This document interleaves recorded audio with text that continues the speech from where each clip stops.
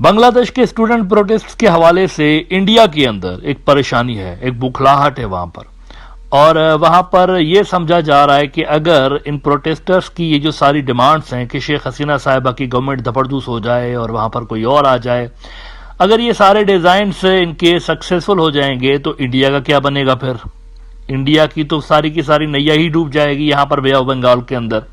लिहाजा वहां पर एक कंसर्न है, एक चिंता है। और अगर आप उनके सर्विंग जो ऑफिशियल्स हैं उनकी स्टेटमेंट्स देखें या उनके रिटायर्ड ऑफिशियल्स की स्टेटमेंट्स देखें तो उसके अंदर आपको एक बड़ा कंसर्न नजर आता है। आज हर्ष श्रृंगला जो कि इंडिया के फॉर्मर फॉरेन सेक्रेटरी हैं और बांग्लादेश के अंदर ये काफी अरसा रह भी चुके हैं, इनका एक इंटरव्यू आया है और इंडियन मीडिया के अंदर ये इंटरव्यू छपा है। तो उसके अंदर इनसे पूछा गया कि बांग्लादेश के अंदर ये जो प्रोटेस्ट्स हैं ये इतने ज्यादा क्यों हैं।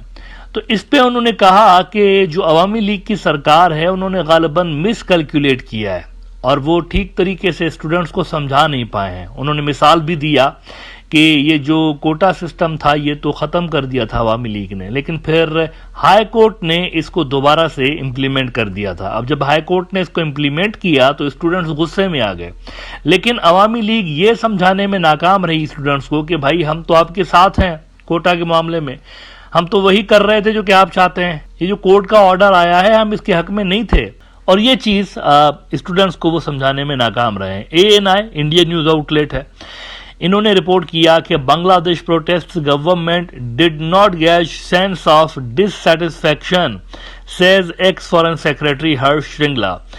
अब इनका ये जो स्टेटमेंट है ना, ये जो इनका इंटरव्यू है उसके अंदर एक बड़ी अजब सी बात उन्होंने कर दी है और उसके अंदर एक साजिश की बू आ रही है। इन्होंने कहा है कि ये जो इतने ज्यादा स्टूडेंट्स के प्रोटेस्ट बढ़ गए हैं और ब्लडी हो गए हैं ना, तो इसकी रीजन ये है कि यहां पर दूसरे प्लेयर्स कूद पड़े हैं।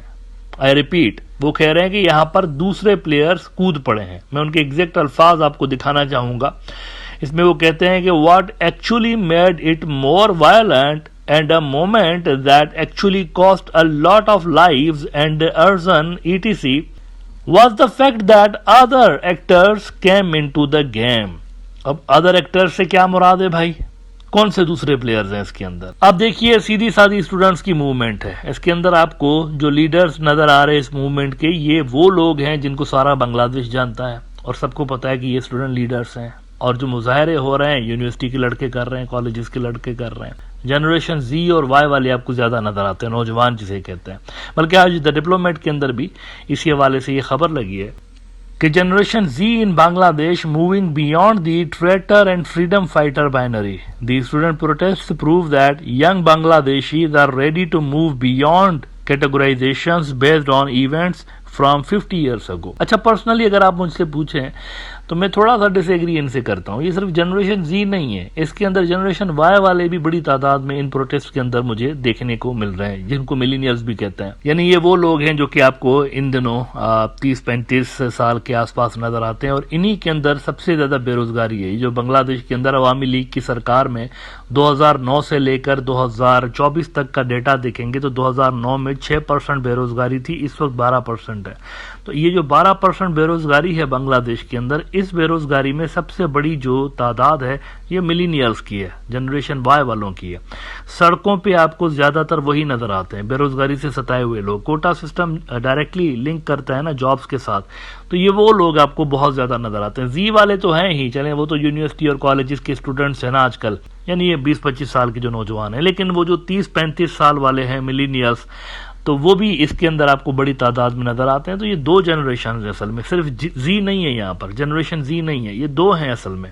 लेकिन नेवरदलेस इंडिया के अंदर ये जो हर्ष श्रृंगला साहब ने बात की है कि दूसरे इसके अंदर प्लेयर्स भी हैं, तो ये कौन से प्लेयर्स हैं, ये थोड़ा सा अगर डिफाइन कर देते तो इस पे बात करने में आसानी होती। लेकिन आगे वो कहते हैं कि and from what we can now see this is a very planned move to infiltrate the student movement and bring in cadres by the opposition, the BNP and the Jamaat-e-Islami, which is like the Muslim Brotherhood, a radical Islamic grouping that is pro-Pakistan. So they were the ones that supported Pakistan in 1971 and their descendants today continue with the same policy. अब यहाँ पर भी वो साजिश ढूंढने में लगे हुए हैं। असल में ये बौखला गए हैं। वो जो शुरू में प्रोग्राम की मैंने बात की कि इंडिया के अंदर बौखलाहट है, उनके जो इंटेलेक्चुअल्स हैं, उनके जो फॉर्मर ऑफिशियल्स हैं या करंट ऑफिशियल्स हैं, उनको समझ ही नहीं आ रहा कि इतनी बड़ी मूवमेंट ये स्टार्ट कैसे हो गई है। वहां पर तो ये समझा जा रहा था कि ऑल बेसिस आर कवर्ड, और अवामी लीग की बड़ी मजबूत ग्रिप है फौज के ऊपर भी, पुलिस के ऊपर भी, रब फोर्स के ऊपर भी, हर जगह पर मुकम्मल ग्रिप है, ब्यूरोक्रेसी के ऊपर भी। तो ये अचानक से ऐसी जगह से चीज इमर्ज हुई है जहां पे कोई वहमो गुमान भी नहीं था, ना इंडिया का ना अवामी लीग का, कि ऐसा भी हो सकता है कि बांग्लादेश के स्टूडेंट्स इतना बड़ा इनकलाब लेकर आ सकते हैं। ये इनकलाब है असल में, ये जो आप देख रहे हैं ये रिवॉल्यूशन है। कोई इतना बड़ा प्रोटेस्ट प्रिडिक्ट नहीं कर सकता था। आज से अगर आप 1 महीना पहले भी देखें, कोई प्रिडिक्ट नहीं कर सकता था। अगर इनको पहले पता होता तो आपको क्या लगता है ये चुप करके बैठे हुए होते? ये पहले से ही बहुत बड़ा क्रैकडाउन यहां पर शुरू कर देते इसको डिफ्यूज करने के लिए। हर्ष श्रृंगला साहब ने जो चीज यहां पर मेंशन नहीं की, अपनी जो उन्होंने एनालिसिस दी कि गवर्नमेंट ने इसको मिसकैलकुलेट किया और गवर्नमेंट ये बताने में नाकाम रही स्टूडेंट्स को कि हम आपके साथ हैं, ये तो हाई कोर्ट ने इसको दोबारा से नाफिज करने की कोशिश की, हमने नहीं की।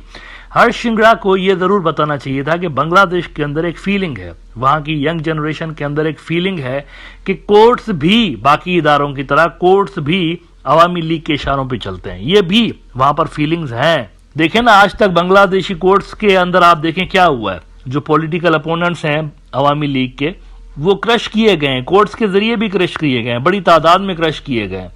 तो वहां पर ये एक सोच है नौजवान नस्ल के अंदर भी कि कोर्ट्स जो हैं वो कंट्रोल किए जाते हैं, कोर्ट्स को जो कहा जाता है ये वो डिसीजन पढ़ के सुनाते हैं सिर्फ। तो ये जो हाई कोर्ट का इन्होंने बात किया ना कि अवामी लीग ने नहीं कोटा दोबारा लगाई, हाई कोर्ट ने लगाई, ये समझाने में नाकाम रहे हैं अवामी लीग वाले स्टूडेंट्स को, मेरे ख्याल से ये ऐसा ही कम अकली वाली एक थ्योरी है इनकी।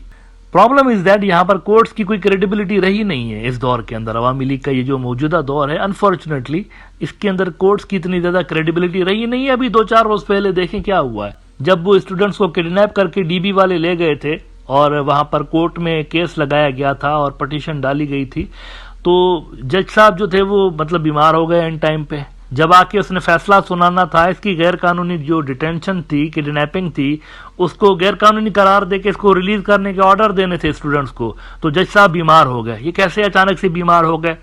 इस तरह की जो चीजें हैं बांग्लादेश के अंदर, ये इंप्रेशन मजीद पुख्ता करती हैं कि कोर्ट्स कंट्रोल्ड है वहां पे। तो मेरा नहीं ख्याल कि इसको मिसकैलकुलेट किया है अवामी लीग ने। मेरे ख्याल से ये सोचा नहीं जा रहा था, एब्सोल्यूट पावर है ना, मतलब वहां पर तो ये समझा जा रहा था कि सब कुछ शेख हसीना के कंट्रोल में। तो वो ये असल में एक्सपेक्ट नहीं कर रहे थे कि इतनी बड़ी मूवमेंट स्टूडेंट्स ट्रिगर कर सकते हैं। बांग्लादेश के जो स्टूडेंट्स हैं वो इतनी बड़ी मूवमेंट स्टार्ट कर सकते हैं, ये कैलकुलेशन नहीं थी असल में। बाकी अवामी लीग ने अपनी तरफ से सारे बेसिस कवर करके रखे हुए थे।